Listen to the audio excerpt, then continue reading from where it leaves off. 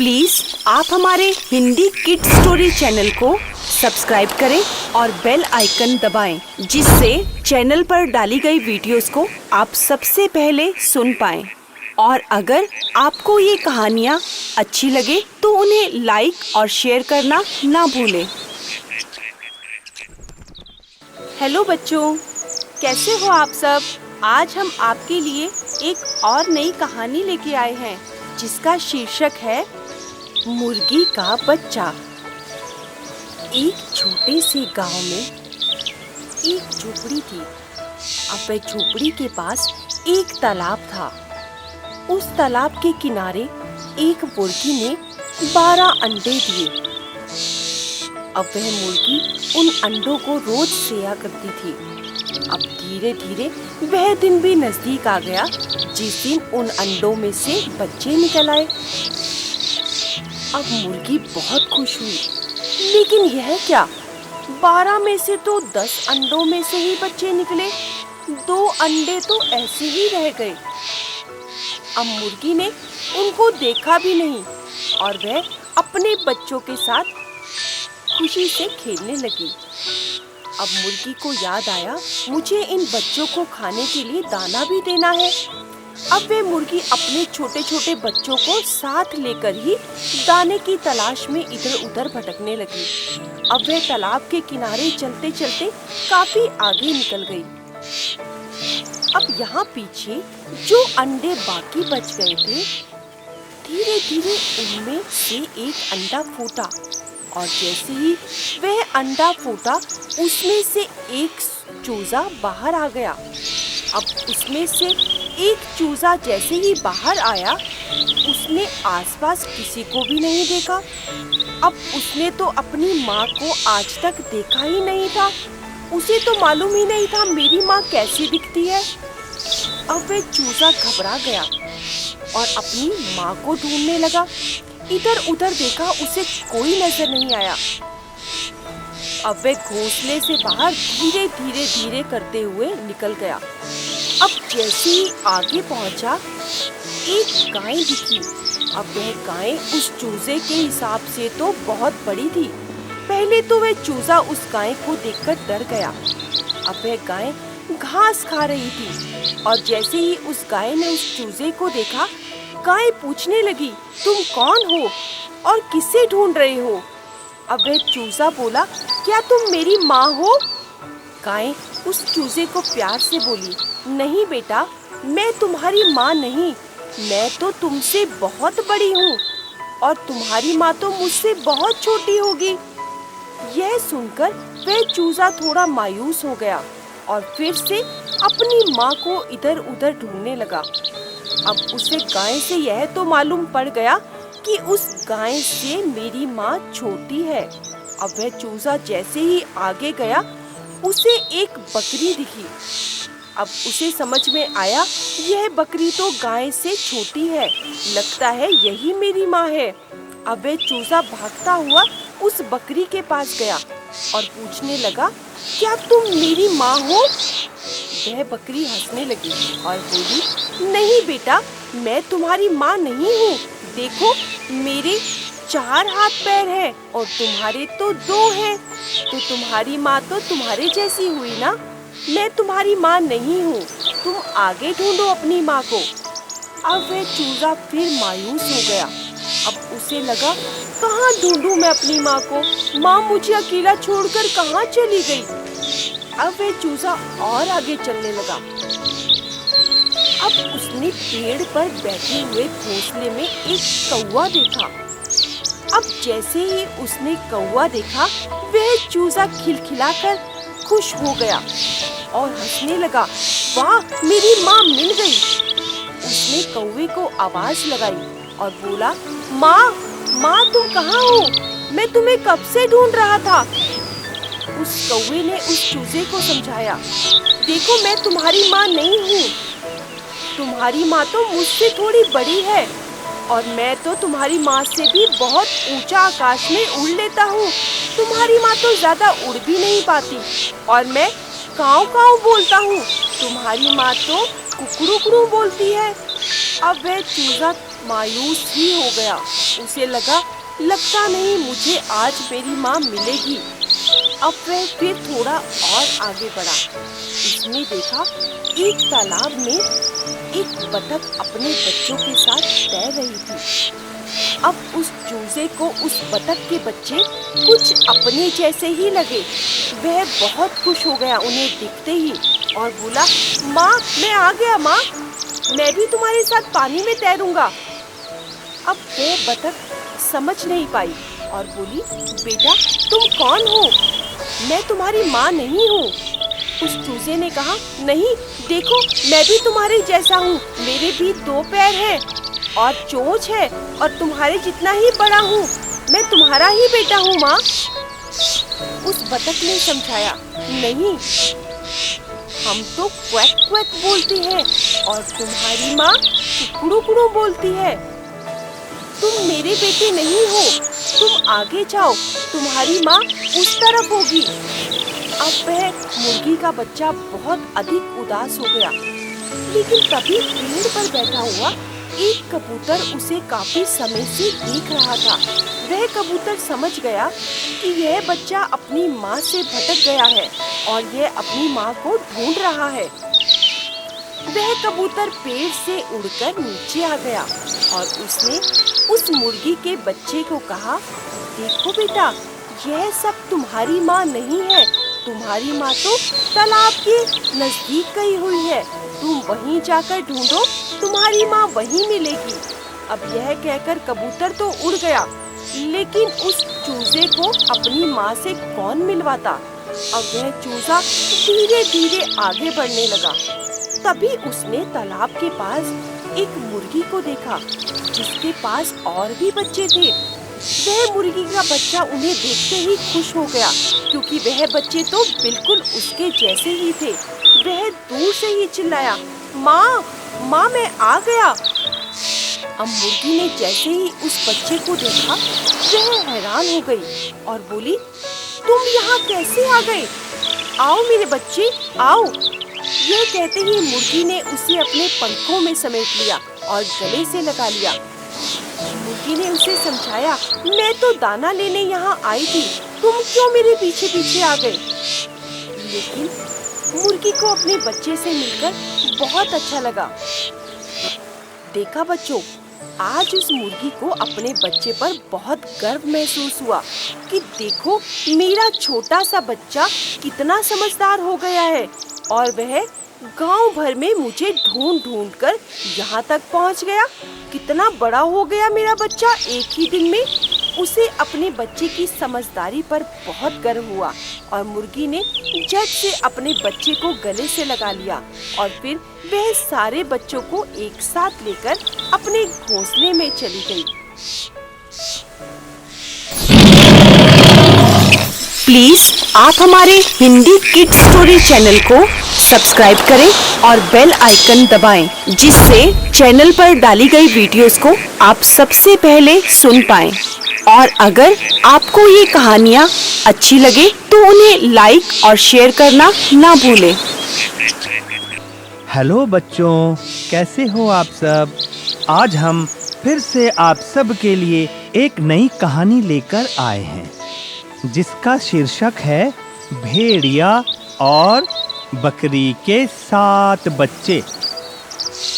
एक जंगल के किनारे एक छोटी सी घास फूस की कुटिया में एक हंसा नाम की बकरी रहती थी। उसके साथ उसके 7 बच्चे भी थे। बच्चे बहुत छोटे छोटे थे। अब हंसा जब भी कुछ खाने पीने का सामान लेने के लिए जंगल जाती तो बच्चों को बहुत समझा कर जाती कि बच्चों ध्यान रखना, तुम लोग घर में अकेले हो, कोई भी जंगली जानवर घर में आ सकता है, इसलिए सावधान रहना। इस तरह वह सभी बच्चों को अच्छे से समझा बुझाकर जाती। अब ऐसे ही बच्चे धीरे धीरे बड़े हो रहे थे। एक बार हंसा फिर से जंगल जा रही थी। तो बच्चों को बोला, मेरे प्यारे बच्चों, सभी इधर आओ और ध्यान से सुनो। जंगल में एक खतरनाक भेड़िया आया हुआ है और वह चारों तरफ घूमता फिरता रहता है। तुम सब अपना ध्यान रखना। मैं खाना लेने जा रही हूँ और जल्दी ही आ जाऊंगी। वह भेड़िया अगर इस तरफ आया तो तुम सब अपना ध्यान रखना। बहुत ही भारी भरकम आवाज है उस भेड़िए की। अब हंसा सभी बच्चों को समझा बुझाकर जंगल खाना लेने चली गई। जैसे ही हंसा घर से निकली, कुछ देर बाद दूर बैठा भेड़िया यह सब देख रहा था। उस भेड़िए ने देखा कि हंसा घर से जा चुकी है। थोड़ी देर बाद ही वह भेड़िया घर की तरफ आया और बच्चों को बोला, मेरे प्यारे बच्चों, दरवाजा खोलो, मैं तुम्हारी माँ बोल रही हूँ। तुम सबके लिए बहुत सारा खाने पीने का सामान लेकर आई हूँ। अब उन बच्चों में से सबसे बड़ा बच्चा उस भेड़िए की आवाज को ध्यान से सुनने लगा। जैसे ही उसने आवाज सुनी, वह बच्चा सभी बच्चों को बोला, यह हमारी माँ की आवाज नहीं है, यह तो कोई भारी भरकम आवाज है। तुम सबको याद है ना, माँ ने बताया था कि भेड़िए की आवाज भारी भरकम है, तो शायद ये वही भेड़िया है। अब उस बच्चे ने बोला, तुम हमारी माँ नहीं हो सकती, हमारी माँ की आवाज तो बहुत सुरीली है। तुम भेड़िए हो ना, चले जाओ यहाँ से। हम तुम्हारी चालाकी अच्छी तरह समझते हैं। तुम यहाँ से चले जाओ, हम तुम्हारी बातों में नहीं आने वाले। अब भेड़िया वहाँ से चला गया और सोचने लगा कि मैं अपनी आवाज को सुरीला कर लूंगा, फिर मैं इन बच्चों को आसानी से खा सकता हूँ। अब भेड़िया एक पेड़ पर चढ़ा और मधुमक्खी के छत्ते पर जाकर सारा शहद पी गया और उसे लगा शायद शहद पीने से मेरी आवाज सुरीली हो जाएगी। और भेड़िया फिर से वहां गया और बच्चों को बोला, बेटा दरवाजा खोलो, मैं तुम्हारी माँ हंसा हूँ। मैं तुम्हारे लिए बहुत सारा खाने पीने का सामान लेकर आई हूँ। और भेड़िए ने गलती से अपना पैर खिड़की की तरफ रख दिया। अब जैसे ही बच्चों ने उसका पैर देखा तो बच्चों ने देखा कि नहीं, हमारी माँ का पैर तो ऐसा नहीं है, वह तो सफेद रंग का पैर है और यह पैर तो भूरे रंग का है। जरूर ये उसी भेड़िए का पैर होगा। वह सब बच्चे बोले, तुम भेड़िए हो ना, चले जाओ यहाँ से, तुम हमारी माँ नहीं हो सकती। अब भेड़िया फिर से वापस जंगल आ गया, लेकिन भेड़िए ने तो ठान रखा था कि मैं इन बच्चों को खा कर ही रहूंगा। अब भेड़िया एक किराना स्टोर में घुस गया। वहां पर कुछ आटे की बोरियां पड़ी थी। उस भेड़िए ने अपने पैर को आटे की बोरी में डाला और अपने पैर को सफेद कर लिया और फिर धीरे से चुपके से उस बकरी की कुटिया की तरफ रवाना हो गया और फिर से वही सुरीली आवाज में बच्चों को पुकारने लगा, बच्चों दरवाजा खोलो, मैं हंसा तुम्हारी माँ तुम्हारे लिए बहुत सारा खाने पीने का सामान लेकर आई हूँ, जल्दी से दरवाजा खोलो। तो बच्चों ने फिर से बोला, अच्छा तुम अगर हमारी माँ हो तो अपना पैर दिखाओ। अब भेड़िए ने अपना पैर आगे कर दिया।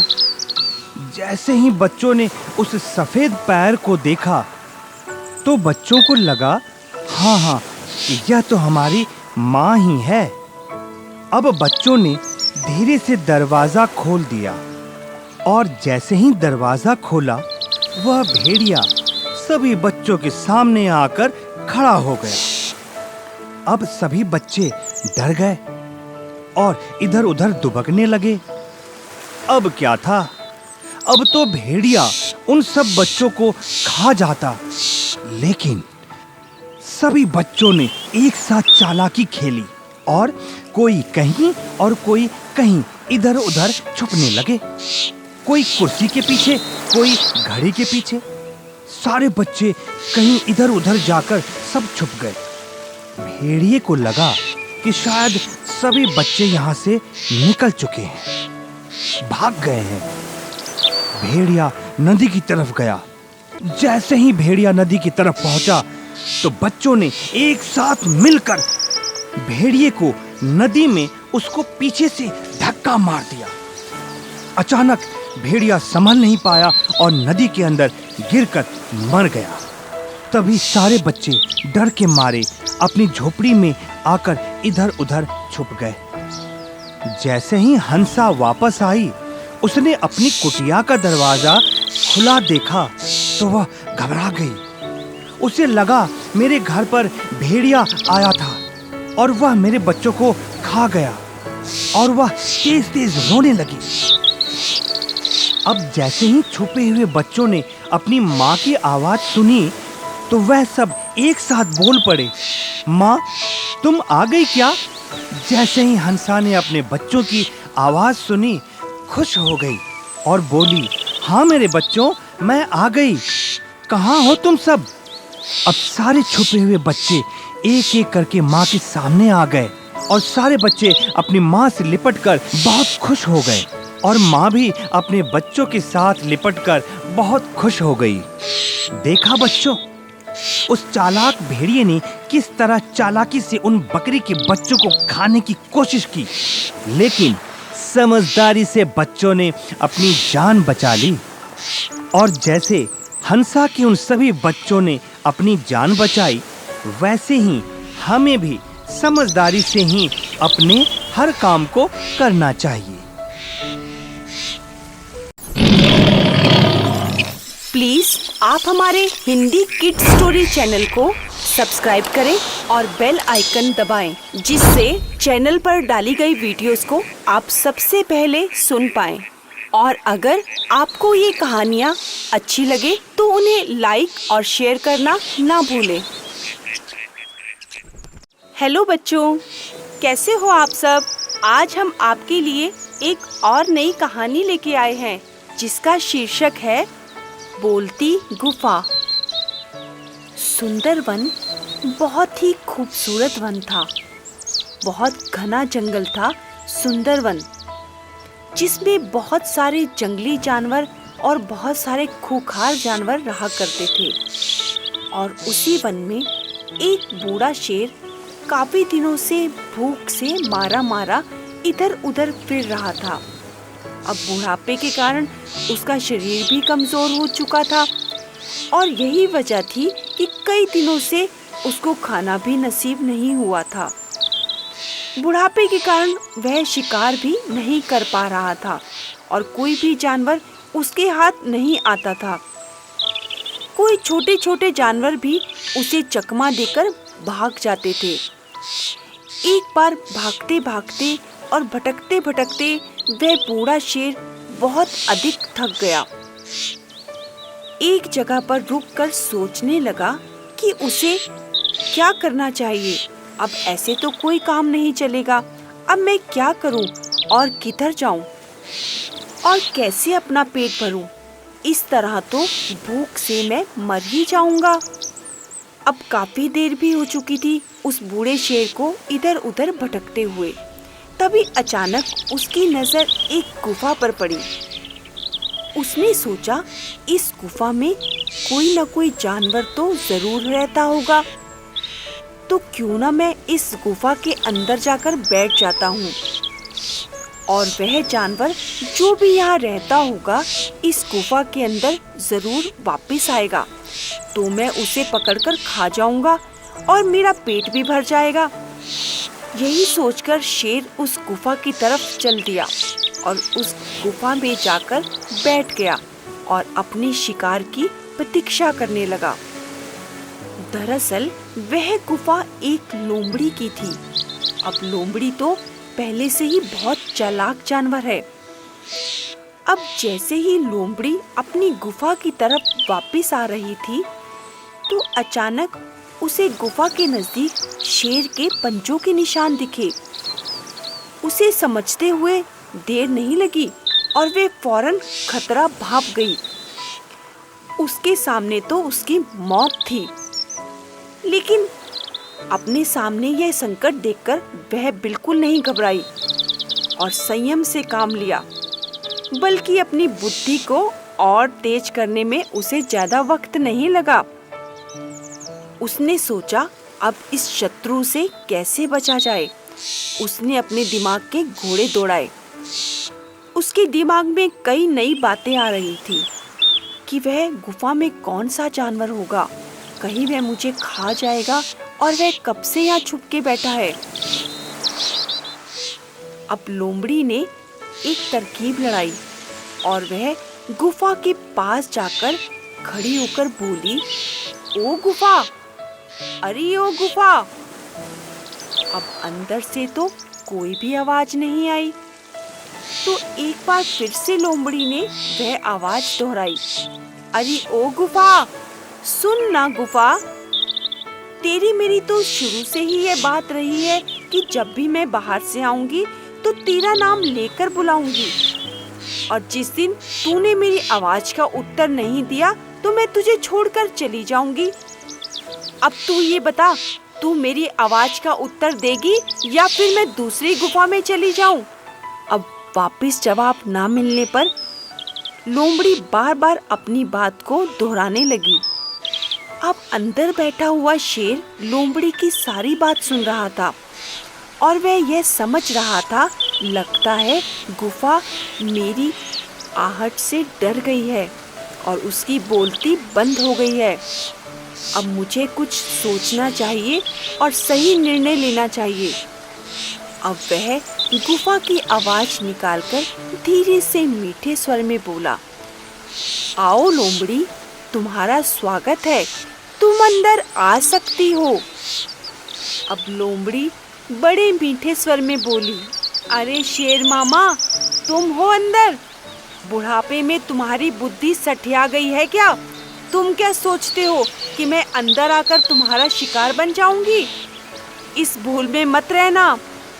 यह कहकर वह तेजी से पलटकर भागी और शेर उसे पकड़ने के लिए जैसे ही गुफा से बाहर आया, वह लोमड़ी तो तब तक फुर्र हो चुकी थी। देखा बच्चों, वह लोमड़ी कितनी चालाक निकली और शेर के हाथों से बच निकली। देखा बच्चों, मुसीबत के समय हमें बड़ी सोच समझकर धैर्य से काम लेना चाहिए, जिस प्रकार इस चालाक लोमड़ी ने किया और उस मुसीबत से बच निकली।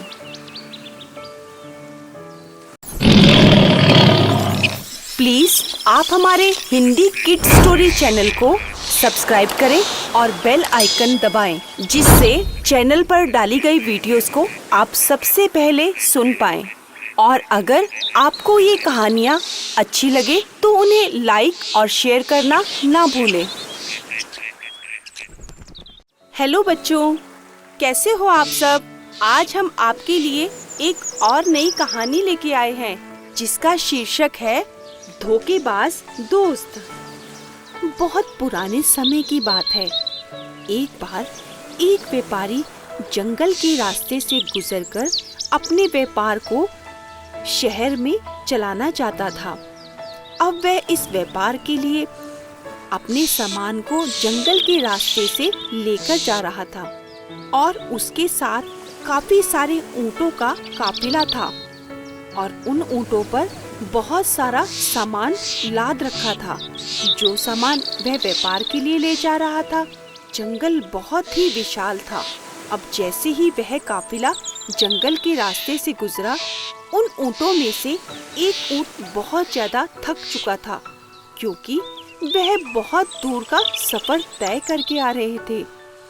अब जब वह ऊंट थक गया तो अचानक जंगल से गुजरते हुए वह बैठ गया। अब जैसे ही व्यापारी की नजर उस ऊंट पर पड़ी, वह हैरान होकर उसे देखने लगा। अरे, यह मेरा ऊंट क्यों बैठ गया? यह एक नंबर का आलसी ऊंट है। अब व्यापारी ने ऐसा बोला। उसने शायद यह नहीं सोचा था कि इतने लंबे सफर के रास्ते को तय करके आते आते वह ऊंट थक चुका था। लेकिन उस व्यापारी ने सोचा, अब इस ऊंट का हम इंतजार नहीं करेंगे, क्योंकि यह जंगल बहुत ही घना है और इसमें बहुत खतरनाक जानवर रहते हैं। क्यों ना इस ऊंट को हम जंगल में ही छोड़ दें और हम इसका सामान बाकी ऊँटों में बांट देते हैं। अब उसने वही किया। उस व्यापारी ने अपने ऊँट से उतरकर उस ऊँट का सामान बाकी सारे ऊँटों में बराबर बराबर बांट दिया। अब उसी ऊँट को वहीं छोड़कर वह काफिला आगे निकल गया। अब बेचारा ऊँट जो थक चुका था, थोड़ा सा आराम मिलने पर उसे नींद आ गई और वह सो गया। अब काफी देर सुस्ताने के बाद जब उसकी नींद खुली तो उसने क्या देखा? अरे, मेरे साथ तो काफी सारे ऊँट थे, वह कहाँ चले गए? लगता है वो मुझे यहीं जंगल में छोड़कर निकल गए। अब वह ऊँट जंगल की ओर देखने लगा। अरे, यहाँ तो बहुत हरी भरी घास है, मेरा खाने पीने का इंतजाम तो हो ही जाएगा।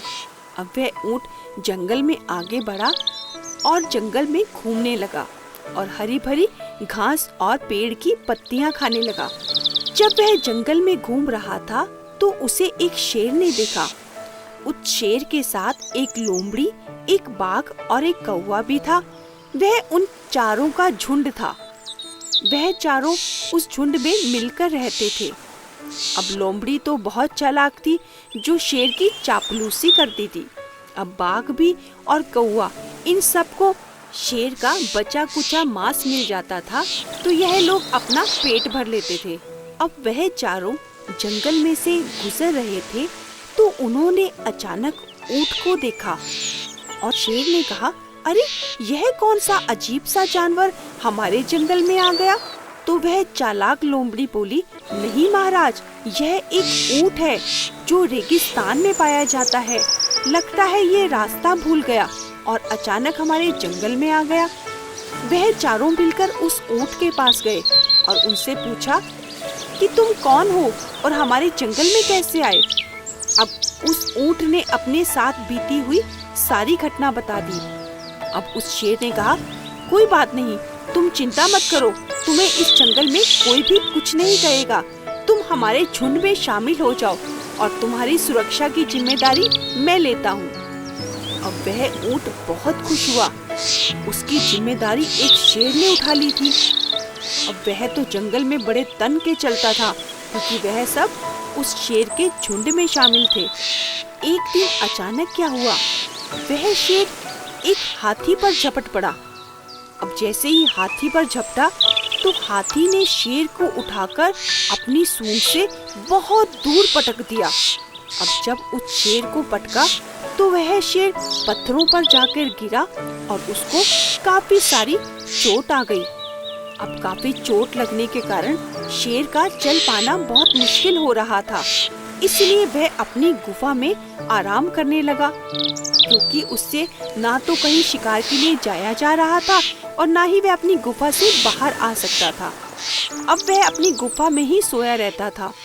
अब शेर के गुफा में रहने के कारण बाघ, चालाक लोमड़ी और कौवा वह सब भी भूखे रह गए, क्योंकि वह तो उसका बचा कुचा ही खाया करते थे। वह तीनों बाहर बैठकर सोचने लगे कि अब शेर शिकार नहीं करेगा तो हम लोग कैसे खाएंगे।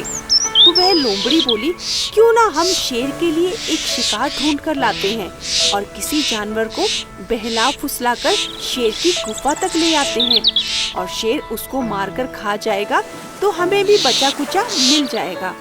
अब तीनों अलग अलग दिशाओं में निकल गए, लेकिन थोड़ी देर बाद वहीं लौटकर वापस आ गए और बोले, अरे, हमें तो कोई भी शिकार नहीं मिला, अब हम क्या करें?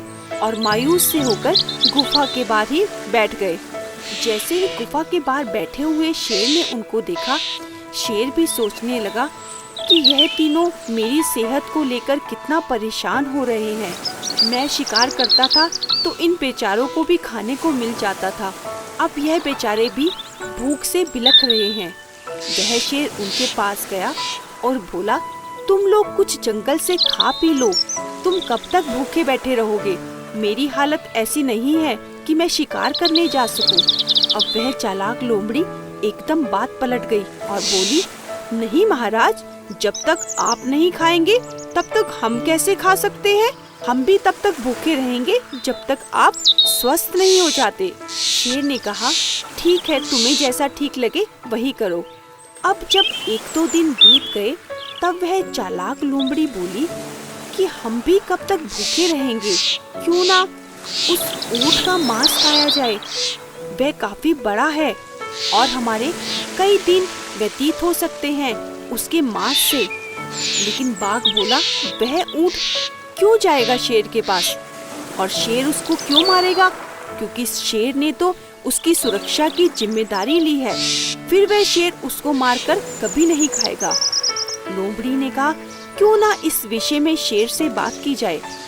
अब वह लोमड़ी बहुत चालाक बनकर शेर के पास गई और बोली, शेर महाराज, आप भी कब तक भूखे बैठे रहेंगे, और भूखे रहने से तो आपकी सेहत और स्वास्थ्य और बिगड़ जाएगा। क्यों ना आप ऊंट को मारकर खा जाएं?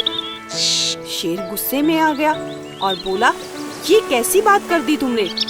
उस ऊंट की सुरक्षा की जिम्मेदारी ली है मैंने, मैं कैसे उसे मारकर खा सकता हूँ? तो लोमड़ी बोली, अगर महाराज वह खुद आपके आगे भोजन बनकर आ जाए तो क्या आप उसे खा सकते हैं? तो वह शेर बोला, हाँ, तब तो मैं कुछ सोच सकता हूँ, लेकिन मैं खुद उसका शिकार कभी नहीं करूँगा।